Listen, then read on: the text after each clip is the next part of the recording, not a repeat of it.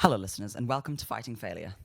Today, we have a very special guest on the podcast who has come to talk to us about degrowth. Would you like to introduce yourself? Hi there, I'm Dexter. I'm a friend of Oscar's from school. And yeah, I'm really excited to be here today. Great. So, as I mentioned, the topic of this episode is going to be about degrowth. Personally, I've heard about it, but I don't really know a lot about the topic. Dexter here is an expert, so I think what I'd like to do is sort of you guide me through the topic, and then we can sort of have a bit of deeper discussion about the points. You brought some points to talk about, so would you like to just start us off with your first point? Sure. Well, first of all, I'd say I'm hardly an expert, but it is something that I'm quite passionate about, and I've done quite a bit of reading into it, and I think it's something that's really important to spread in order to challenge and add to the existing narratives surrounding the climate crisis, specifically that of eco-modernism.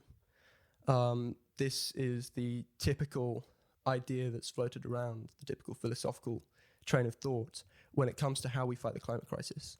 And it's the thought process that we can solve all our issues regarding the climate crisis and how we as a human society interact with nature through increasing the strength and quality of technology, through innovation, purely through renewables alone. And degrowth is a movement which has really been set up to challenge that concept, to challenge the idea that man is separate from nature and can use tools to continue to dominate it. It's really a philosophy of coexisting and working in balance. So that's the main philosophical difference to keep in mind as we go out. Yeah, so this idea of eco-modernism that you brought up is something we don't necessarily want to strive towards. It's definitely what gets thrown around a lot in terms of, because it keeps the people that are in power in the market, it keeps them in power through expanding into different areas. So if you think about a lot of big oil companies looking to transition to staying as the main energy companies, but transitioning their business towards renewables. We've seen a few examples of that. And if you look behind you on the bookshelf there, How to Spend $1 Trillion, that's an example probably of eco-modernism, the idea that if we have enough money, we can just use technology and use our scientific might to create solutions to the climate crisis. Would you say that's correct? Yeah, definitely. I think that one of the main reasons why it's such a common train of thought, and it's the one that has really dominated discussions surrounding the climate crisis for so long, is because it fits so well with the current neoliberal narratives and mindset for facing the world. Neoliberal being the trust in the free market, privatization, free trade, capitalism at its finest, essentially. And a lot of the ideas here really came into prominence in the early 2010s. So in 2012, for example, green growth, which is the dominant idea floating around the zeitgeist, was really pushed forward by a wide variety of international organizations, the World Bank, the OECD, the UN Environmental Programme, all producing reports ensuring that the climate and ecological emergency could be solved through investing in green technology and increasing productivity. And it's a really elegant solution for the climate crisis if we look at it only through the economic and political ideas that we currently work with as a society.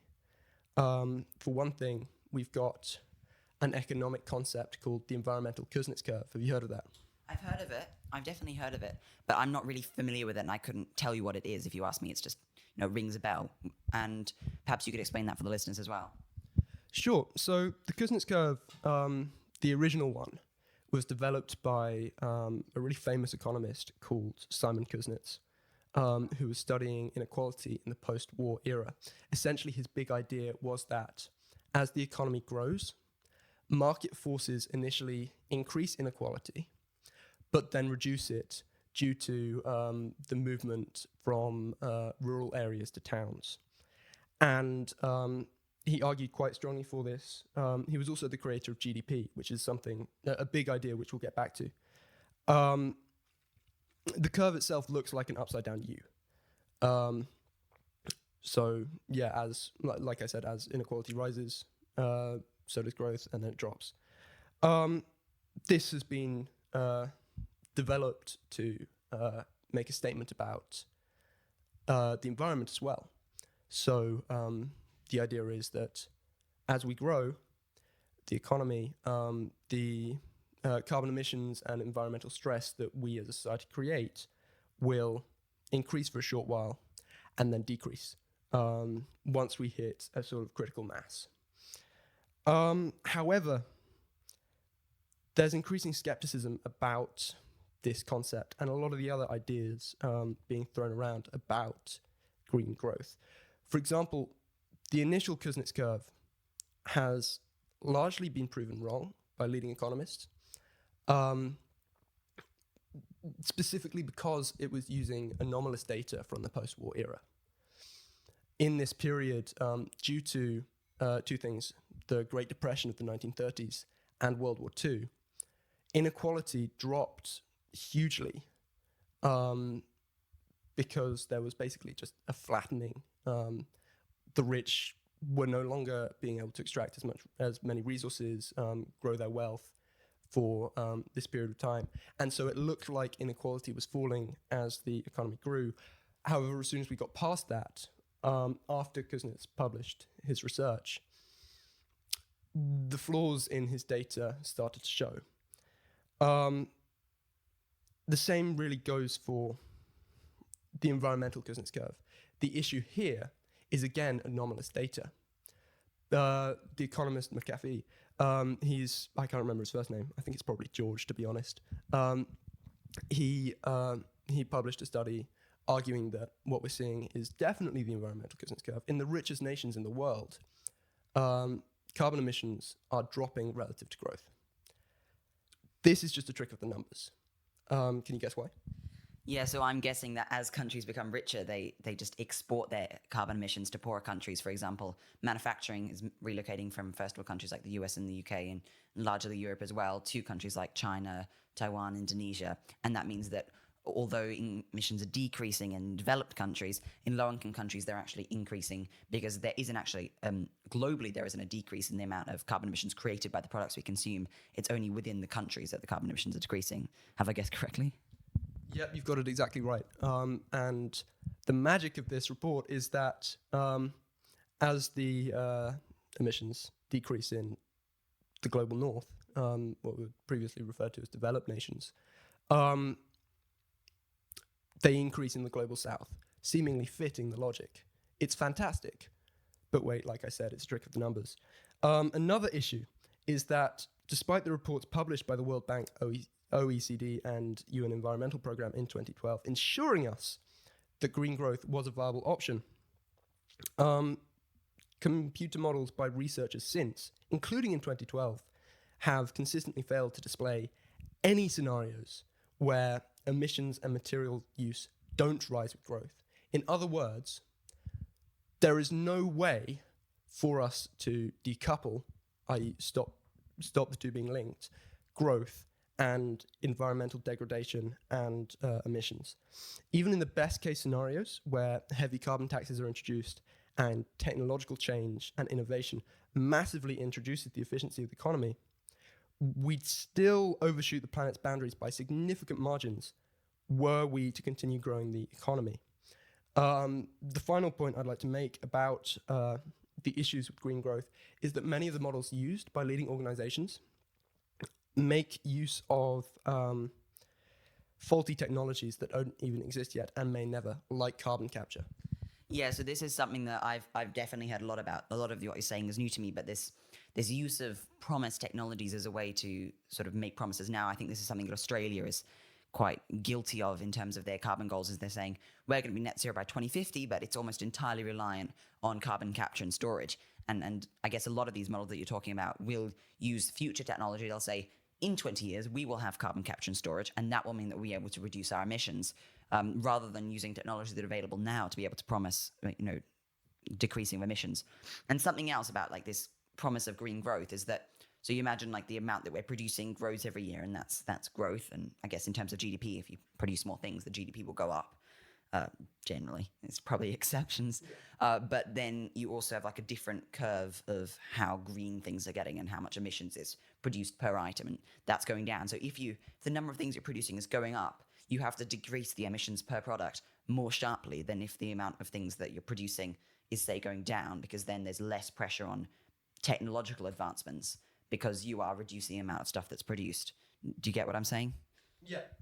So Jason Hickel, basically the badass of this subject, is a great economist. I highly recommend his book, Less is More, How Degrowth Can Save the World. And I'll have some further book recommendations throughout this podcast. He says that there are two main reasons why, and you've touched on some of them, why growth doesn't work here. It's because it's reliant on energy and material consumption. So when the economy increases in size, we just need so much more to do it. We need so much more energy. And this is going to be an increasing problem if we're trying to convert the world economy to renewables, given that it's projected to double in size by the time we get to 2050. Not only do we need to accomplish the mammoth task of changing all the world's infrastructure to a green alternative, but we're going to have to do that twice over if we continue to grow. The second issue is that productivity increases don't cause us to produce less stuff. Because we're in an economy based on growth,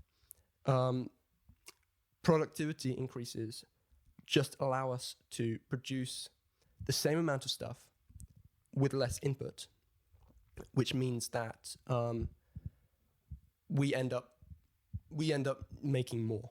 We don't reduce the amount of stuff we're making. We just make more because that's what's going to drive up the profit margins. That's what's going to really make bank. But also, to what extent is productivity actually increasing? Because I read somewhere, and you can perhaps assess the veracity of this, that most of the perceived increase in productivity in the recent sort of century is less because people are actually becoming more productive and more because there are more women joining the workforce who are previously working unpaid, which isn't measured by GDP. Is that true as well? Well, I'd have to look into it. Yes, I have heard things along these lines. I can't comment exactly on the validity of these claims, but I think there is most likely a lot of truth to that. Excellent. Okay, so we were talking about GDP a lot, and in terms of you were saying like a economy focused on growth.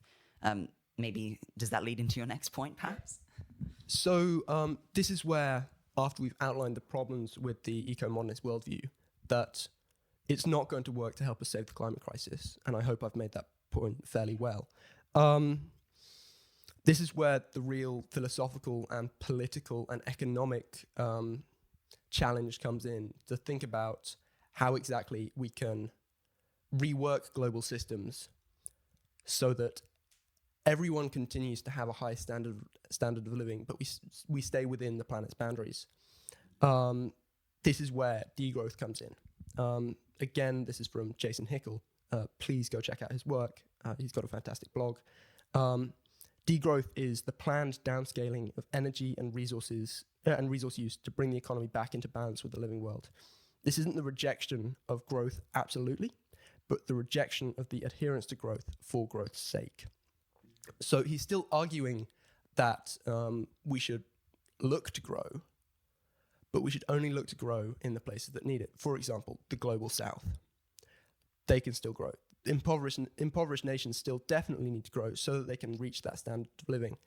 But for the richer nations of the world, who are consuming tons more than they need, and disproportionately affecting the amount of carbon that we shove into our atmosphere, we need to scale down, and we need to start looking for solutions soon to stop this luxury usage. Yeah, so I guess I like this definition because initially, perhaps maybe not personally, but a lot of the rejections you could hear of degrowth immediately would be like, oh, but we have a high standard of living, we don't want to give that up. Or oh, what about, poorer nations, they still need to grow. Are we going to deny that to them just for climate's sake? That's a lot of rejections you get for many sort of, ecological arguments for certain technologies, stopping fossil fuel usage, we got to grow up with fossil fuels, why can't they?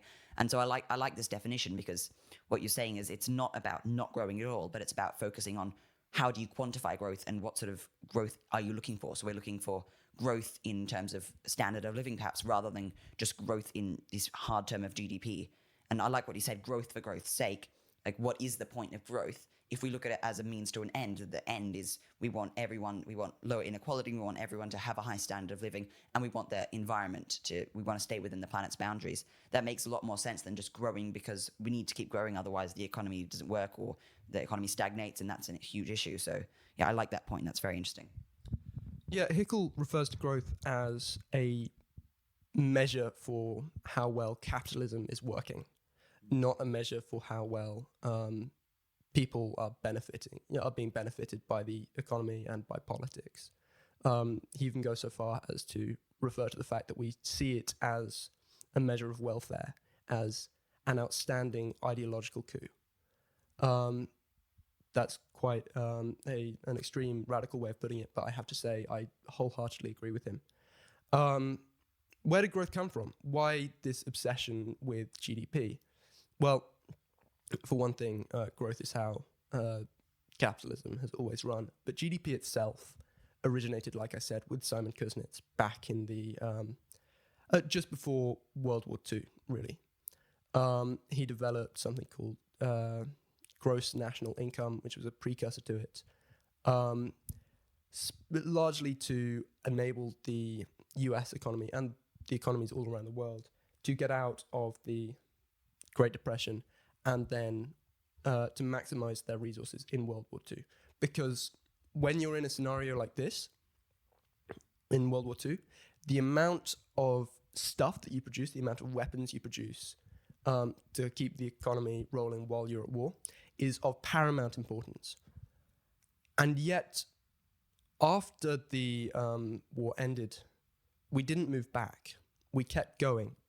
And Kuznets himself disagrees with that. He never said that that GDP should be the only measure we use for all time. He was just focusing on this one period. And so I think it's a really ridiculous thing that's happened for us to be in a place where we haven't heeded this creator's advice, which is quite good, and are still focused on this number instead of people. So I guess this comes to the point where we start talking about immediate solutions for how to scale down. Do you have any ideas? Well, so basically what you're saying is that rather than focusing on GDP as the singular measure, and even the creative GDP disagreed, that rather we should be scaling down the economy, as you say, and focusing instead on the things that matter to us as a society and what we really want to improve rather than growth for growth's sake. So immediate ideas for how we could descale the economy. I imagine the first thing we need to do is just view it in a different way. Because it'd be difficult to descale the economy if it just looked like we were in a massive recession and had no plans of getting out of it. So I could imagine the first thing that we'd need is a sort of a change in how we look at the economy and how we quantify these sorts of things. Yeah, and that's exactly what the economist Kate Raworth has done. She's another fantastic writer. She wrote Donut Economics. She's based here in Oxford. And her goal with this book, another thing that I highly recommend you read, it's fantastic, is to reframe the ways that we think about economics in a way which allows allows human society to coexist with the world in a state of balance.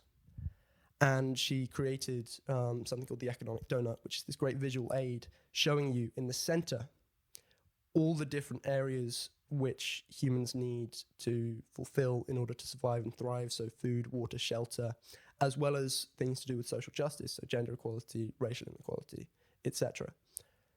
And we need a certain amount of resources to get there.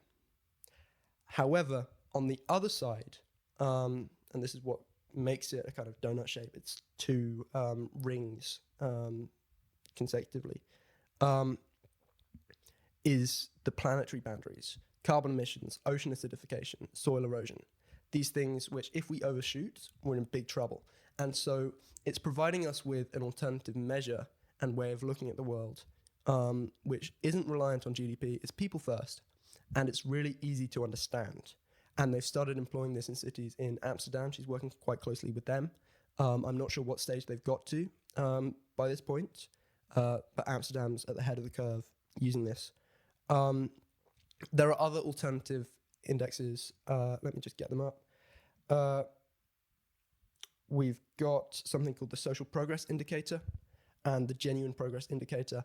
Both take into account various additional factors, somewhat like the donut, but they compress it into a single number.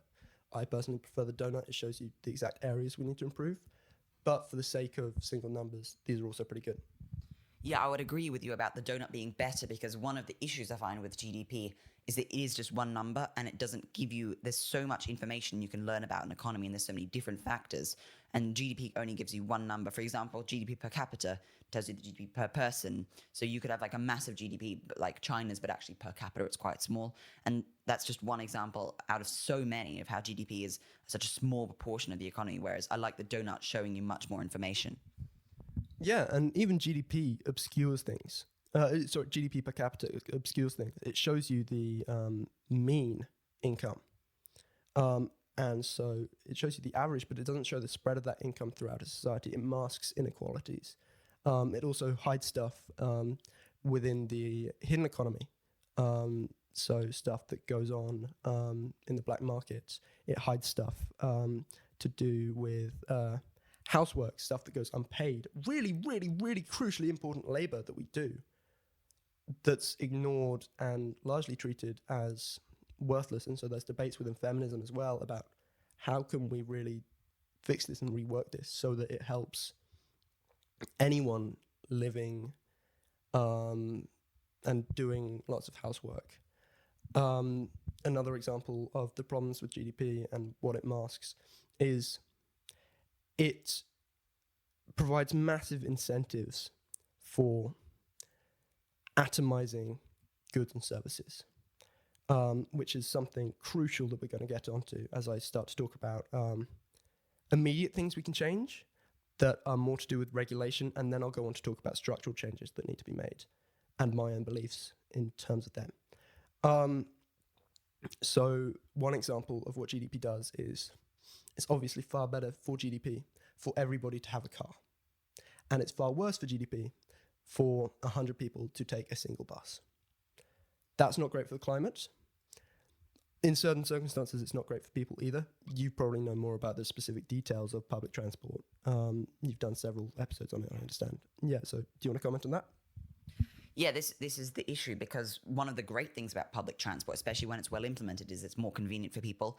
And so and in terms of road usage as well, public transport is just so much better in so many ways, because it can cost a lot less. This is one of the reasons we don't have a car, is it's just very expensive to maintain a car, because you have to spend money on your MOT and that's like an annual or biannual servicing you have to get for your car. You have to pay for car insurance. And you can imagine every time there's a transaction that's recorded on GDP. But in terms of just, is this society good to live in? The more cars there are, arguably the worse it is, because more cars on the road, we talked about this tons in previous episodes in the urban expansion segment. It's not really a very nice place to live. Whereas taking public transport is much more convenient for most people if it's well implemented. Because I think a lot of people would actually prefer to take a train. Like, this is quite evident in London, for example, where the underground is quite widespread, because you can do stuff on the train and you can get some work done, or you can just scroll Instagram, but you're not stuck in traffic the whole time, even if there is a delay, for example. But you can imagine that because it's cheaper, something cheaper, you might only pay, a £1 for a journey, or there could even be a free bus.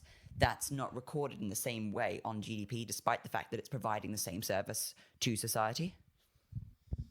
Yeah. So I'm just going to go through a list of further things. I'm going to go into the immediate solutions. Number 1 is end planned obsolescence. This is the practice of purposely producing goods that wear down or break very quickly. And companies like Apple are notorious for this because it increases profit margins. If they can sell you one good that will break within 2 or 3 years, as opposed to a good which will last you, an iPhone which will last you about 10 years, then you're going to go back and buy something new. And that's a massive issue, because it's a huge resource drain on the economy. It produces far more emissions than we need to. and it only serves to maximize profits and make investors happy. A note on that is that 13 billion smartphones were produced in the last decade. Take a guess at how many are still in use. Within the last decade, so you could imagine that around, if we imagine an equal distribution among the years, around, I could say 3 billion still in use. Booyah, you got it exactly. Yeah, that seems crazy to me. Yes, sure, tech's moved on, but it doesn't have to be like this. And this moves me on to my next point. Maximize the circular economy. So this is basically reducing the amount we use by enabling people to reuse items and repair them instead of buying an entirely new smartphone, for example. There are calls to make products modular, interchangeable, and repairable, so that you can, so that you don't have to buy a completely new smartphone whenever your charging port blows, which is one of the most common issues I've experienced. I've got no idea how to change it. And Apple, for example, I'm continuing to come back to them because, like I said, they're really notorious. They make it extremely difficult for you to change it on your own. So you either have to go to an official Apple store to get it done, or you have to buy a new phone, both of which are great for them, less great for us. Companies like Fairphone already do this. They've got an entirely modular phone. They've made great strides to create a product which is decent for the environment, doesn't put that much strain on it, and follows great guidelines of social justice. But there's still a long way to go, and Fairphone still isn't really that mass market. An idea floating around is that governments could introduce a right to repair with any product sold, as well as extend warranties. So you have to guarantee that it will last this long for this product, and you have to guarantee that people will be able to change around your products. There's also some discussion, which I'm not going to go into in such detail, about changing laws around patents so that people can have more freedom with reworking and repairing their property. And you've also talked about recycling in the past. Do you have any points about that as well? Yeah, I want to cotton on to quite a few of the points. First of all, with planned obsolescence, I would say with regards to Apple, that definitely not good, objectively good. There's a long way they can go, especially in terms of how proprietary they are with their repairing. And that's coming along. They've now released some sort of limited amount of self-repairability with the new iPhones that you can order spare parts and have them done by a third party. Definitely a long way to go. But if you look at the strict emissions of their products, Apple is way ahead of all the other competitors in the market, which means that basically no one is there yet. Fairphone is definitely good, but I've watched a few videos about them, and they admit by their own admission that even they cannot be perfect yet, and obviously their products are way more expensive because it's such a small company. And another example of planned obsolescence, perhaps a classic one, is light bulbs. And there's that one light bulb in a fire station somewhere that's been going for 100 years. And nowadays, even like modern light bulbs, don't even work the advertised number of hours. And that's difficult because modern light bulbs can't be thrown away as easily as previous ones, because incandescent, it's just like a tungsten filament, which is quite easy to throw away because it's metal, you can boil it down or whatever. Whereas modern ones made with LEDs specifically have a semiconductor layer, which is how they make lights, it's type of e-waste, basically. It's much harder to dispose of. But the light bulb conspiracy is a great video by Prioritising that explains the issues with this. It's a classic perverse incentive, basically, is that the incentive of the company, and this goes against perhaps, the founding principles of free market economics, whatever, the principle of the company, the way they want to make money, is at odds with the product that the consumer wants. And that's not a good thing. And so planned obsolescence is a terrible thing, and it's, companies are just trying to maximize their profits instead of actually making a good product. And I don't think anyone's happy with that. But what's amazing when you think about smartphones is that nowadays people don't really expect a smartphone to last that long. You ask how long should you keep a smartphone? Some people might say like 3 years-ish. And when you think about how long products used to last, that's actually a ridiculously short amount of time. And considering how much the products cost and how long they should last, like most Android phones won't last more than 3 years because you won't get updates after that. Apple is better because they'll give you updates for 5, 6, 7 years on your devices. My parents only like a year or two ago got rid of their iPhone 4s because because Apple provides fairly regular updates. But why shouldn't a phone last for 10 or 20 years? It's with such complex engineering in it. There aren't really that many physical reasons why it shouldn't. It's just more about trying to get people onto the next product and the next product to sustain this upwards growth forevermore. And so I like the idea of like the circular economy and the right to repair is a great way to fix this sort of stuff. But it also needs some sort of structural change, because otherwise it's basically the government is trying to fight the companies in an attempt to sort of rein them in, and that's difficult to do. But you mentioned patent reform, and this is something that's really interesting. Patents and copyrights, the two sort of separate areas, because a patent, and then there's also trade secrets. So a trade secret is something like the Coca-Cola formula. And the thing is, because Coca-Cola have never patented their formula, it means that you could create a cola drink with exactly the same recipe and you couldn't really get sued for it. You couldn't use the same branding because that's under different laws. Whereas a patent, you make it public, and because you made it public, it is protected. No one else can use the same patent, but you only have 20 years to use it after that. So Lego's patent, for example, is expired. Anyone can make, micro bricks or whatever, and mega blocks, and Lego can't sue them for it. Obviously, something like Lego, you can't really make a trade secret, but the Coca-Cola formula is a good example of a trade secret. Copyrights obviously is a different beast, and I think we should reduce copyright as well, but that's more artistic rather than physical products. But I think the thing to do with patents, and this is thanks to a video by Polymatter, the thing to do with patents is, rather than giving people exclusive rights to their invention for 20 years, there should instead be some sort of reward system for inventing new things. So there'd obviously need to be a way to assess, is this just like a dumb invention, like, oh, we invented a stick for a dog? Is this actually a useful invention? But there should be some sort of reward. That way there is still, because in many ways patents just act as an incentive. So if there's a reward, people have an incentive to create these new things and to invent new things, and they get that reward. But it also means that you can immediately introduce that element of competition to make better products, rather than the stagnation that comes in 20 years, especially an issue, I think, with pharmaceutical companies, and having patents over that sort of thing can just, they've spent so much money on R&D, and that's why they need a patent, in order to reap the reward from that. So if we just reward them for the R&D that they've put in, and so they get the same amount of money back in a sense, but they don't have an exclusive right to it for 20 years. You've made some fantastic points there, and I agree with pretty much all of them, though I'd like to get into some nuances about exactly how we handle patents a bit later on, somewhat indirectly. But yeah, the main point that I think is really important that you touched on is that a lot of these smaller changes can't be fully implemented without broader structural change. And I will get to leading ideas and my own ideas about how we can achieve that structural change just after I finish these final few smaller points.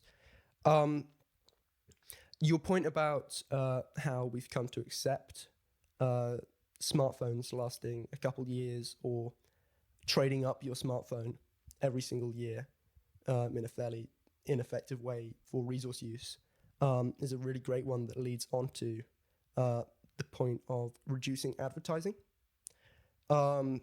This could be another great example of Hickel's extraordinary ideological coup.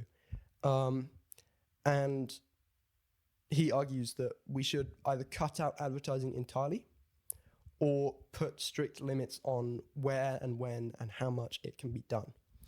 The vast majority of advertising today is to manufacture wants in people through psychological tricks and conditioning, not necessarily not at all to just inform you about a product so that you, as the rational economic man, can make the perfect decision. No, we no longer have the incredibly long, fast, shouty people on our TVs telling us about all the things that this brand new motor car can do. It's about the emotions that we feel from it. It's about these psychological tricks, making you feel good when you see the new Ford driving past with happy families in it. And so by banning or limiting it, we can reduce the resource drain that the industry presents, because it's a multi-billion dollar pound industry that, like I said, resource use, we don't need it. And it induces so much unnecessary consumption because of it. Yeah. No, I really love this because something that I ponder a lot philosophically about, whatever, when I'm cycling down the Cowley Road, which I don't do very often. That was a bad example of a road. Cycling down the high street, going past these beautiful old colleges, thinking like I need to think about philosophy. The thing I think about a lot is, if you and now I've lost my train of thought. I believe in you, Oscar. Come on. Okay, so let's think about it. So the thing you're talking about is this induction of want. I don't think that's not the right noun, is it? But inducing want, and making people want things. And this is the thing, right? Is that if my sister is out with her friends and she has, or no, a better example, she's my grandma's come over from Australia and she's gone out with grandma and to the shops and whatever, and they got a milkshake. And that's like, and if I didn't know that happened, like, I wouldn't care. I didn't actually want a milkshake that day. But then if she comes home and she's like, guess what, Oscar? Grandma got me a milkshake. And then suddenly I really want a milkshake. And so it's this idea that you don't actually want something until someone makes you want it. I haven't really explained that very well, but the more philosophical thing is like, what you don't know can't hurt you. And that's not necessarily true in every way. But in a lot of ways is that if I don't know that my sister has gone out and gotten an amazing treat without me, then that doesn't really matter to me. Or even if she like stole one of my sweets from my cupboard, if I don't know it's not there, I'm not really hurt by that. And so this is the same thing with advertising. They're making you want something. They're giving you this pain just so that you can have this unnecessary consumption. Yeah, I think a good point you could have added to that analogy is that you already know that milkshakes exist. You don't need someone to tell you that milkshakes exist. If you developed a craving all on your own for milkshakes, sure, by all means, go for it. But this has been induced in you from what someone else has done. Taste the feeling, something along those lines. Yeah, final point. This takes us into the more radical end of the smaller points, and then we get into the really radical, juicy stuff, which I'm so excited for, is to reduce the work week. This is a big one. People all over the world have been talking about this, making a 4-day work week instead of a 5-day work week because it increases productivity. Well, we know the issues with productivity. Why does Hickel say that we should reduce the work week? It's because this will decrease greatly the amount that we need to produce as well as the amount that we need to consume. Okay, if we reduce the work week as well as the pay, for example, I think I've lost my train of thought here and how exactly I'm going to illustrate it. Then not only are we producing less within the economy, but people are consuming less because of it. And obviously this needs to be accompanied by subsequent changes so that this drop in pay can work, and we will get into them. But it would provide people with a lot more time on their hands to do the things that really make life worth living. I'll be getting into what really excites me about degrowth, and that's happiness, and the focus it has on human happiness in a sec. But a couple examples of how reducing the work week could help, aside from just decreasing the amount that we're forced to produce and consume, because if you've got money, you're going to spend it. People who work longer hours make up for it by consuming far more. They rely on high-speed travel, meal deliveries, impulsive purchases, retail therapy, so just buying stuff so that you feel good and make your stresses go away, far more than the average person. And this is only a couple examples.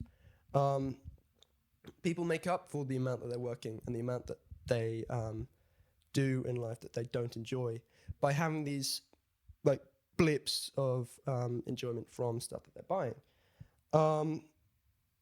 What was the next point? Sorry about this. Also, to borrow a term from the late anthropologist David Graeber, another total badass, having a bullshit job, a job which doesn't mean much, okay, just sitting at a desk, typing, making it, working as a secretary, just moving money around, doing something which doesn't really need to be done, but is just there to make someone higher up in the ranks look good, or just because you need to be employed somewhere, or just in any capacity where the work isn't meaningful, doesn't count for much. Having that kind of job is hugely psychologically damaging to people. And so we should focus on developing more meaningful work instead. We can reduce the prominence of some sectors of the economy while growing others tactically, dependent on our needs, and benefit everyone as a whole. And I'm going to illustrate this point far better when we get on to talking about happiness. Yeah, this sounds really interesting. I don't think I really have much to add. So let's move on to your next point. Okay, so, yeah, fine. Moving straight on to happiness. This is what really excites me about degrowth. It moves us away from focusing on GDP and numbers and focusing on people. Because GDP doesn't causally increase welfare.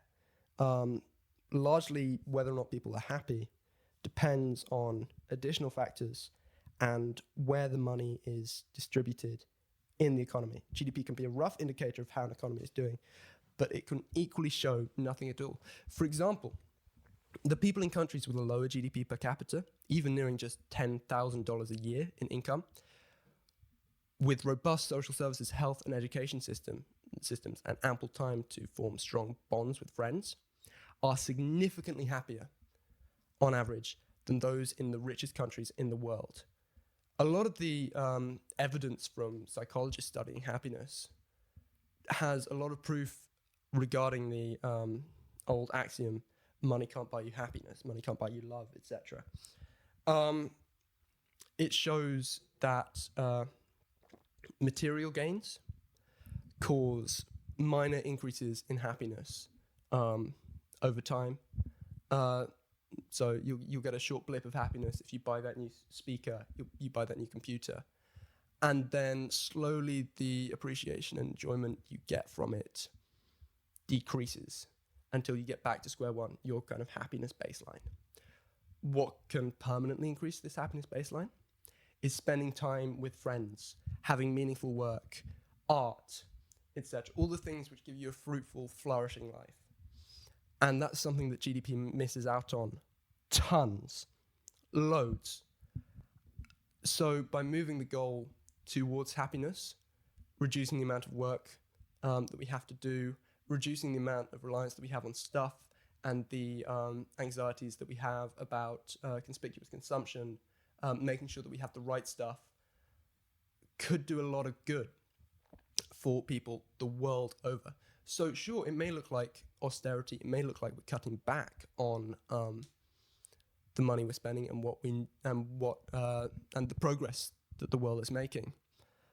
But I don't see it that way. I think that it's making a rational choice about how humans live best and how we can live best alongside the planet. And sure, growth can have great benefits for people. You need to get to a point where all basic needs are met, at least. But once you get to that, we can start expanding and questioning how much we need certain things. Yeah, I really like this framework. And what you were saying about material items, I can definitely relate to personally. As you know, when you first get your new phone, you're like, oh my God, this is so cool. It does so much cool stuff. You know, I might pick up on that reference, you might not. And then you know, you get used to it, and it gradually brings you lessons happiness and just becomes an accepted part of your life. But I think this also relates back to the stuff you're talking about, inducing want, is that we become happy when we get a new product, probably because it's been something we really wanted, and we're looking at, or say, you know, look at the iPhone 13, the newest iPhone, that looks so cool, I want it, you know, it's cool, and then if you get it, that will give you happiness. But if we think like 50 years into the future, what's the latest product going to look like then? We really have no idea. And it's that thing that we're not even really wanting that thing because we don't know that it exists. And you know, I spent many years of my life living in the global south, and specifically Malawi and Sri Lanka. And when we look at the villages out there, those people are so poor and they have barely anything to live by. But they're still laughing so much. They feel so happy in there. They're playing with this football that's just made out of plastic bags melted together. And happiness doesn't have to be because of the material items that we have. And having material items only brings a temporary amount of happiness. And this is something that I've seen elsewhere on the internet as well about what you should do with your money, is that rather than buying material items, like, yes, buy a few things, but it doesn't bring you that far. What really brings you happiness is spending experiences with friends. And you can still spend money, but if you spend money on experiences with friends, that brings you so much more happiness, even in the long term, even once the experience is finished. That will bring you more happiness in the long term. So I agree. The happiness framework is a much better way to look at things. Yep, stress is also a major one. That's kind of the opposite of happiness in this case. And focusing on growth, focusing on the grind, focusing on making as much money as possible, obviously reduces from that as well. One example of a country which has done fantastically, despite being relatively poor, is Costa Rica. I might be wrong, if so correct me, but has no military. no, they don't have a military. They abolished their military after World War II so that they could spend far more on education and health. They provide free education and health for everybody. They've got a population of about 4 million, I think. You may want to fact check that. Yeah, keep talking. Cool, we'll do. And the average income there, I believe, is about $10,000 a year. I've lost my notes on this. I'm running on what I had. 5 million people. Okay, well, it's grown. But yeah, Costa Rica, these consistently top the Social Progress Index, an index which combines happiness, living standards, and environmental coexistence, precisely because their country has focused so much on building a robust welfare state, building a system which has environmental protection codified into its constitution. You can't cut down certain areas, I believe. And crucially, their economy has not yet entered the stage where people in it are trying to engage in conspicuous consumption. They're not yet in the race for status. They're not yet trying to buy everything they want because they don't have that much more than what they need. They're still slightly over the boundaries of the economic donut because they still rely on fossil fuels, though they're making the change. They were one of the first countries to pledge carbon neutrality by 2021. They failed on that. They're still working on it, but they're trying to get there. Yeah, the issue here, though, is that as the economy grows, there's nothing really to prevent them from making that shift yet. As the economy grows, which they're trying to do, they're trying to achieve green growth. So we'll see how that goes. That may make or break the theories I'm presenting here. But bear in mind, they're on a far smaller scale and haven't really started building up. They haven't built up their infrastructure and reliance on fossil fuels to the same extent as we have. As their economy grows, they may start to rely more on the things that detract from real human happiness. Do you have any further comments, or shall I go on to talk about inequality? Yeah, I mean, Costa Rica is an interesting example that people sort of living, they don't have so much stuff, but that doesn't mean that they can't be happy. And I like this idea that we don't, rather than, showing off by what we have, we can show off by who we are, and we can just instead enjoy life experience, as you say. And Costa Rica seems promising. And if you look at the political news, it can be quite depressing how little politicians care about the climate crisis, and to see a country that, even if it's not perfect, and even if it might not be going in the right direction, how much it's done already to actually pledge carbon neutrality that early, even if you fail, and to codify environmental protection, to not spend much on defense. It can be difficult politically to not spend on defense because, patriotism can affect voters' attitudes, but it seems promising, and I guess we'll just have to keep an eye on how Costa Rica goes from there. Yeah, we obviously can't apply the exact same principles that Costa Rica has to our own countries. There would be a lot of resistance to completely abolishing the military, for example. That's a debate for another day. I'm not sure where I stand on that. One final point, though, about Costa Rica is that they have pretty much a stable level of life expectancy across all incomes, which is something which we see barely anywhere else in the world. It's got a higher life expectancy than the States, many other nations in the global north. But yeah, crucially, regardless of your income, your life expectancy is pretty much the same. Whereas in other places, we see a massive decrease for those who are extremely poor, or even just in the bottom 50, 30, 20% of people.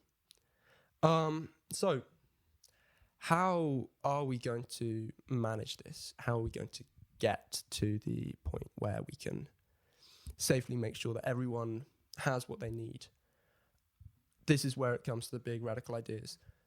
And the politics of it really get involved. A lot of the time with the climate crisis, sure, there's a debate about whether or not we should do stuff and how we and like minor discussions about how we should go around stuff within the framework of eco-modernism.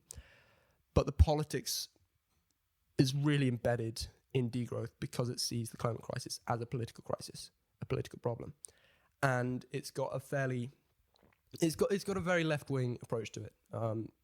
Degrowthers typically argue that in order to get this baseline for people, we need to reduce inequality.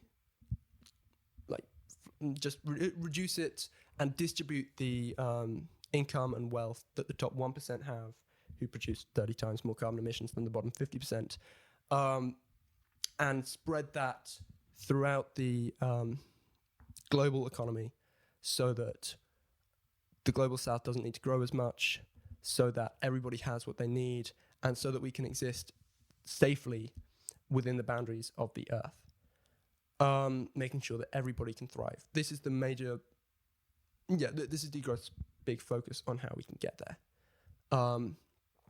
It also creates the political challenge, and I'll get onto that as my last point of the show. Maybe we can have some further questions, but the last point that I'm going to be making is a discussion about degrowth as a social movement. So how do we synthesize everything that we've just said about inequality, about making it so that the government doesn't fight businesses into a fully fledged political system which we can fight for and move for? Well, Kate Raworth, the economist I mentioned previously, argues that a key factor of the growth-based economy that we live in, which we need to focus on, other than just changing the goal, is looking at the role that finance plays in making it so that there's such a growth imperative. I bumped into her at the Oxford Station once and had a lovely conversation with her. She's so nice, about how we can reconcile some of the existing features of our global system with the need for the environment. And I asked her, because she still focuses on markets a lot in her book, I asked her how we can still use markets when they are so based on growth. Her answer I loved. She said that markets and capitalism are two separate things. Degrowth is an anti-capitalist movement, but that doesn't mean it's anti-market. She used the example of Ollie's Thai on the Cali Road. Cali Road, St. Clements. Not sure which one. It's one of them. It's a local family-owned business which makes enough money to be self-sufficient, but doesn't grow more and stays within operating zones. And this is because it's financed, she argued, locally between them. So markets don't necessarily have to be based on growth, and they can work really well to distribute things to people who want them. And it's about changing the way we look at markets so that instead of serving private individuals, they can serve the community and the planet as a whole. Yeah, so on Sports Day, you spotted me reading a book by Ed Miliband called Go Big. And one of the solutions it proposed, or at least one of the things it was talking about, was markets and how we view markets. And the thing is that markets are not intrinsically linked to capitalism.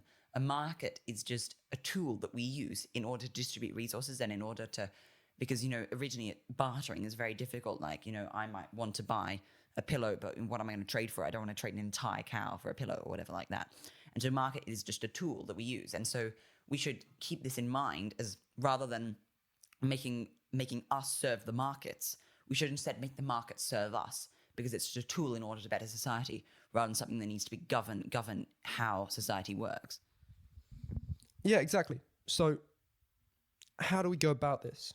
Well, I think I haven't really seen much. I need to do far more reading on the topic about how to actually implement this idea.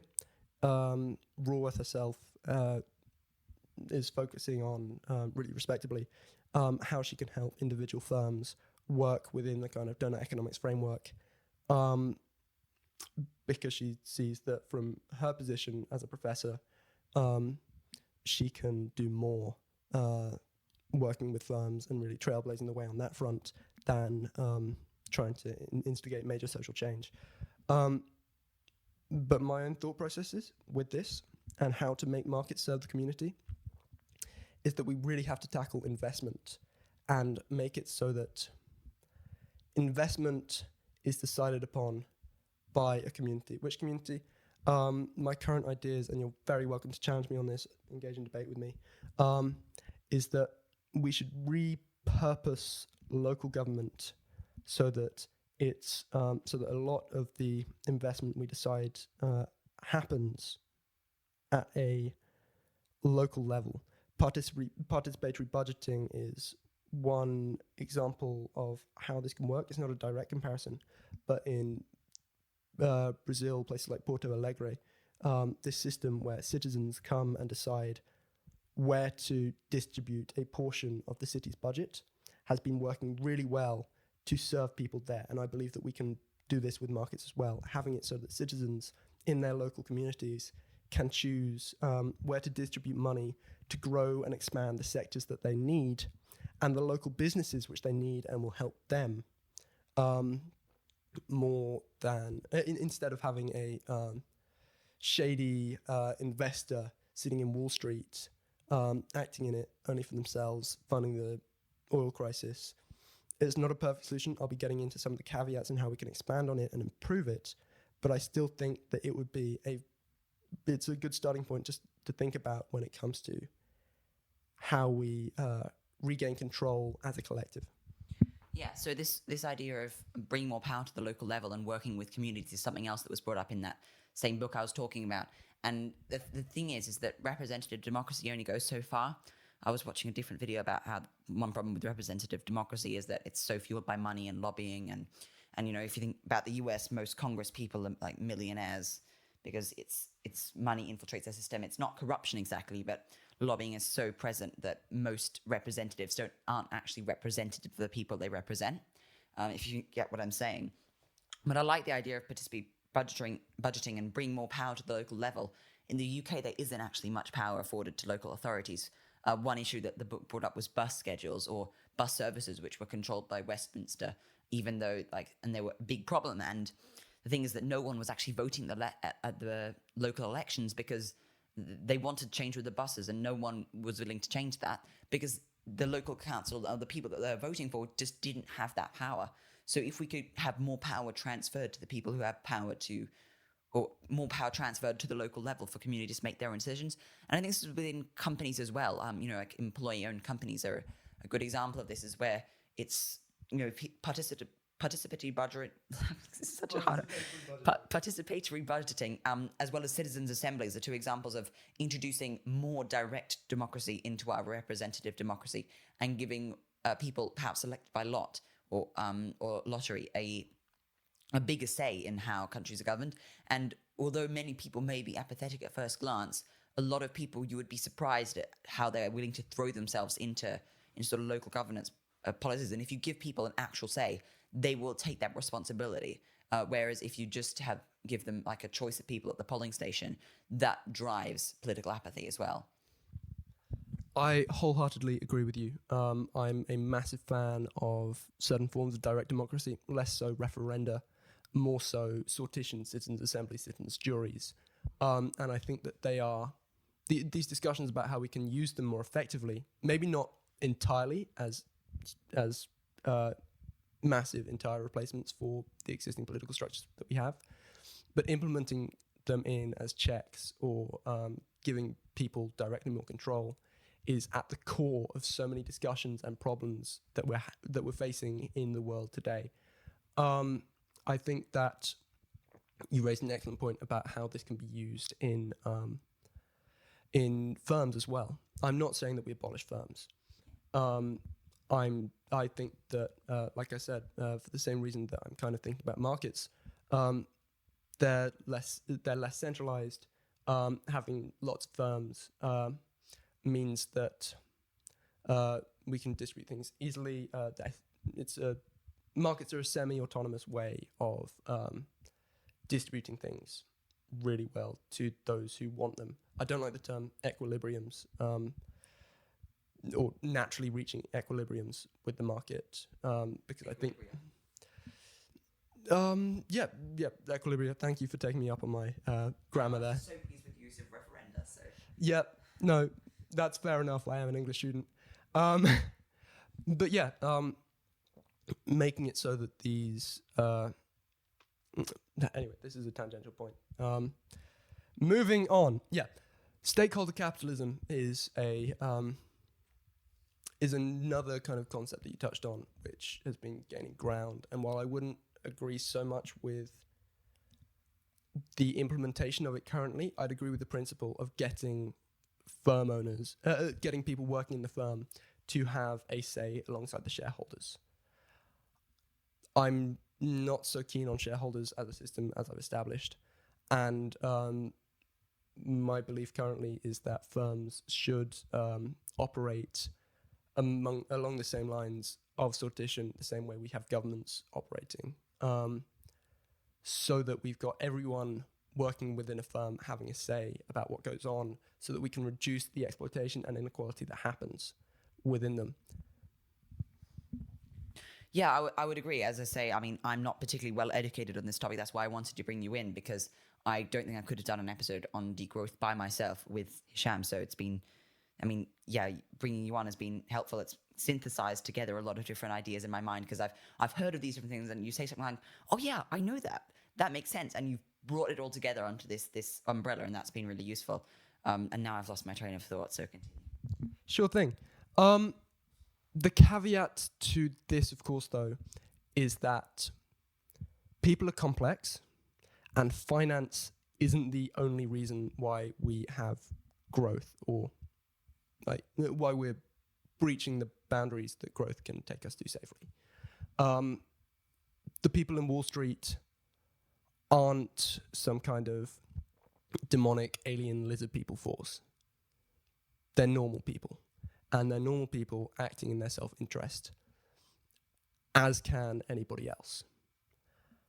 And so we still need to work out ways to make sure that specific firms, regardless of how they're organized internally, and specific governments, local governments, regardless of how they're also organized internally, are still working in some capacity with other organizations, be it a government or a firm, and to ensure that these bodies can't just act in their own self-interest, regardless of if they're acting collectively. And that's a bigger issue, which I think requires more discussion. I'm still working out where I stand on it. I'm currently toying around with ideas of caps on wealth and income. Anything above that gets, anything above a set level, let's say $20,000, that's roughly the mean income across the world, and coincidentally, the amount that everyone can have without going beyond the planet's boundaries. Anything above that gets taxed away and put into the investors, i.e. local government's hands, things along these lines. But at this point, I'm just spewing hypotheticals, things, big conversations that need to be had within the degrowth movement to make it work, but still ideas which may have some merit. Yeah, I mean, the only question with that is one of the main critiques of, Marxism, which is with such a comparatively, or at least for in the global north, maybe less so in the global south, with such a comparatively low threshold for how much wealth someone can accumulate, what sort of incentive is there for people to do more high-value jobs? Exactly, the incentive point's a big one. Hickel argues that we can just make it so that we train up more doctors so that doctors work less, they don't have the intense stress that they typically undergo. Maybe easier said than done. We're already trying to train doctors like crazy. not everyone wants to be a doctor. Well, I think there's an unreasonably low cap on how many med students there can be, and I think so many people are getting rejected from med school, even if they probably could be a good doctor. So I think it's unfair to say that we're working as hard as we can to increase the number of doctors. Yeah, so there are a fair number of fixes we can do. Does it fix the underlying issue? Maybe, maybe not. Should we even be that concerned with incentives if the goal is to reduce the incentive people have to grow no matter the cost? I think that's another important philosophical point. Touching on bringing it back to happiness, I feel like if people don't have a motivation to work hard, then that can be almost in a strange way draining. I feel like if I really want to edit this episode and I'm working hard on it, that actually gives me more happiness than if I'm sort of like going around it half-heartedly. So I think having a good incentive to do something makes people more happy to do their work. But it's about finding stuff that's meaningful for people. You're saying that the incentive there, in this case, with the issue being income caps, is a material one. Getting people to work in order to get more income, which we've already established is fairly flawed. In terms of finding happiness, it can bring happiness, but largely it's the work itself which does, and the additional things that come from having an expanded income. So yeah, I'm happy to move on from this point. My main goal here is just to float ideas around to get people thinking in terms of degrowth, because there are so many fantastic people out there who could be having incredible ideas along these lines about how to fix things, if only they got their heads out of the eco-modernist mindset. That's my goal for today. And I'd like to present ideas. Like I said at the start, I'm not an expert at these things. I'm just a 17-year-old kid trying to work out how to navigate the world and what I should believe. And I'm not there yet, but I'd love to get other people thinking. The final point I'd like to make about the evaluation of degrowth itself is about investment. There's a narrative currently among neoliberal economists, but also among many others, that technological innovation can only come from firms, can only come from private businesses competing with one another to create the greatest technology possible, and making it more efficient and making it so that it serves people more. I think that it's really important to consider the work of the final economist I'm going to mention, Mariana Mazzucato, who has demonstrated quite conclusively that the idea that we need firms to push technological change, which I'm still saying we need, degrowth isn't a rejection of technological change. This idea is a myth. To take Apple for an example, I know I keep coming back to them. They're not the perfect example, but they're the big one and everyone knows them. All the technology that Steve Jobs needed to make the iPhone, GPS, internet, etc., was created by government, by the military. Tesla, another example, had massive funds from the government. So it's about getting a mix and often just getting a load of resources into one place, which is an advantage of centralized government. You can get a load of resources together via tax to fund things. So I'm not saying that when it comes to local investment, we should purely work in terms of local investment.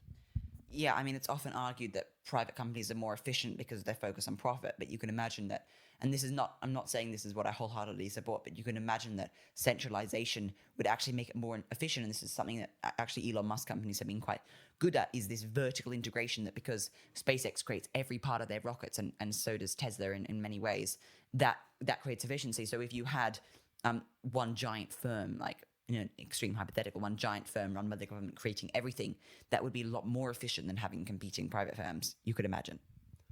It's more efficient, but it's also more vulnerable to crises. Like if your massive firm breaks down, then that's it, kaput, you're gone. But if just one part of the competing structure of smaller firms breaks down, you can still work with others and you can find replacements more easily. So I think it's about striking a balance there. The main message to put across is balance, and is finding versatility in what we have. Humans are versatile. We are very complex creatures, far more complex than like the traditional idea of the rational economic man. We can be self-interested. We can also be incredibly serving to other people given the right circumstances. And so it's about finding the ways that we can maximize them to the best of our ability. But also within a philosophical sense, my argument that, and this is basically adapted from a podcast I listened to a while back, my argument for why free will doesn't exist is that because we are centered on pleasure and we do things to give ourselves pleasure, but because of the way that our brains are wired, we very often derive pleasure from making other people feel happy as well. So if we had an economic mindset focused on happiness, you could imagine that a lot more people would be willing to serve others because of this, focus on giving ourselves happiness and giving other people's happiness. Rebranding it in that way could possibly make people a lot less self-serving. Yeah, and this is where a lot of the emphasis on community comes in. Some of the stuff we've lost can be used to our advantage.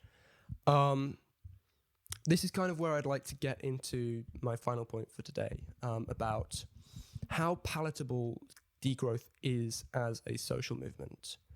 Obviously, in order to get these political changes through, we'd have to have a massive change in the global mindset, the common sense, if you will, of all the peoples in the UK, in the world at large. And then we'd have to finally push through change so that the ruling class has to listen. How do we get there? How good is degrowth compared to other ideologies on a pragmatic sense? I'm quite hopeful. I think that degrowth is versatile enough to unite lots of different people. It's anti-capitalist, sure. A growing number of people are anti-capitalist, looking for solutions. They just don't fully agree with the solutions that are already existing. Be they anarchism, socialism, other sorts of isms. Any others? Eco-socialism.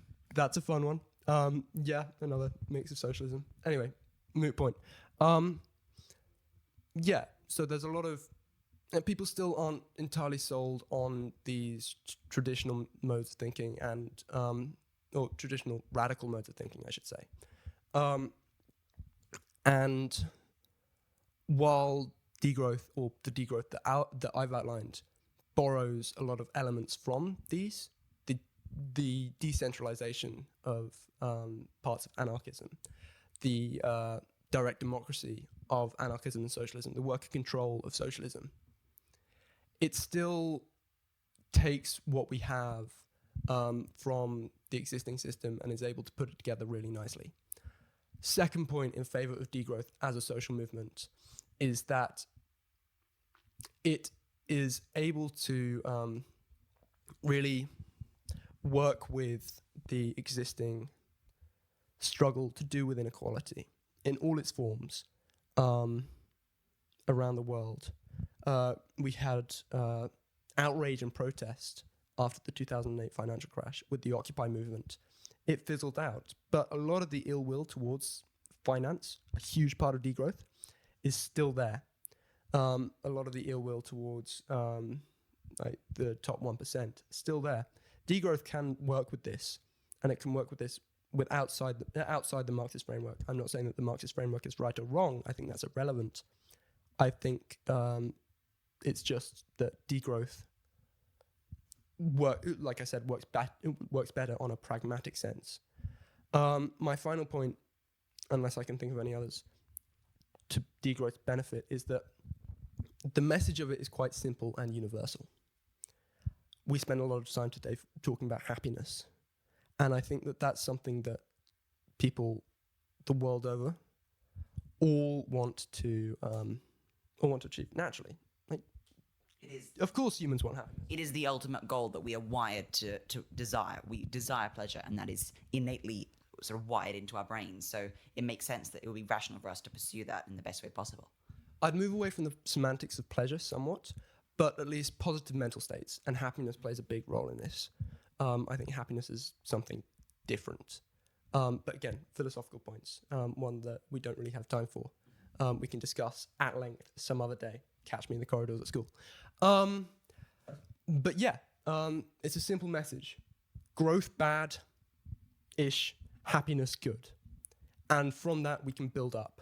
and it's just about getting that message out to people. There are some caveats, some difficulties, which I'm going to present in a sec, but do you have any further comments? No? Give me your caveats. My caveats. Okay. Caveat number 1. Degrowth can be branded as austerity. Of course, in a political struggle like this, there is going to be resistance. Resistance from the people who benefit from the status quo, the current political system. That's something that's already massively apparent in how the current in how the current climate movements have been resisted by politicians, by lobbyists, by firms. Lots of people don't want this for various reasons. Some of them are ideological reasons. Okay, perfectly good-willed people disagreeing with it because they have a different understanding of the world. And so something that Degrowth is going to have to fight really hard for is building up a large number of people who are willing to, who believe in it, essentially, who are willing to really commit to it and work with its ideas and spread it very rapidly. We don't have much time, and so we're going to have to undergo a really immense, rapid ideological transformation. It's harder without the media on the side of degrowth, but like I said, it's less radical, and in comparison to the radical branches of the climate movement, I think, like I said, it's a lot more palatable. A great thinker, and another book that I'm going to highly recommend, is Andreas Malm's How to Blow Up a Pipeline. I read recently. It doesn't actually tell you how to blow up a pipeline. It tells you why you should. Not that I am, for legal reasons. But he's arguing that there are major benefits to having a radical flank in a social movement because it forces governments to compromise slightly more. The Overton window. Exactly. The Overton window shifts. Do you want to explain the Overton window? So basically, I think the best way to frame this would be in terms of Donald Trump. So traditionally, before Donald Trump, you'd have the Democratic Party and the Republican Party. We're talking about like when Democratic Party is left and Republican is right, because they used to be flipped, and then they somehow, like sometime in American history, they flipped sides of the political spectrum. That has something to do with their positions on, because I think Republican was initially anti-slave trade. And anyway, I won't get into that. But originally, basically, they're both huge umbrella parties trying to encompass everyone on one side of center. But Republicans traditionally would be, small government, low taxes, pro-business. But then when Trump came in, he was far more radical than most Republicans had ever been. And because he was so radical, it meant that people were much more open to sort of moderate right-wing terminology. And so one thing that you saw during the reign of Trump on American television would that be on a panel, there'd be 3 people. There'd be a Democrat, there'd be a traditional Republican, and then there'd be a Trumpist. So actually, by having someone so extreme in the presidency and in the media, it actually meant that someone who was just your average Republican actually suddenly looked a lot more reasonable than when it was just average Republican versus average Democrat. Yeah, I think you've outlined that really well. And so here, Marm and myself now, I guess, because I agree with him, we're calling for not just degrowthers to start movements, but Marxists, anarchists, anybody on the radical left who can shift the common sense of the public further in the direction that we need it to in terms of fighting inequality and distributing wealth in a way which benefits everybody. Another great thinker, because I'm just going to name drop people who I think you should listen to, read. Antonio Gramsci, epic guy, came up with the idea of hegemony, which is that people can be controlled through this kind of common sense, through the idea that this is the way the world is meant to be, through ideology. And by changing hegemony, changing the way that people think en masse, it makes it far easier for collective movements to grow and expand and eventually become accepted as the new normal. So yeah, that's problem number 1. and also the sort of solution. Yeah. Problem number 2 is austerity. I've touched on this. It's about how degrowth can be portrayed as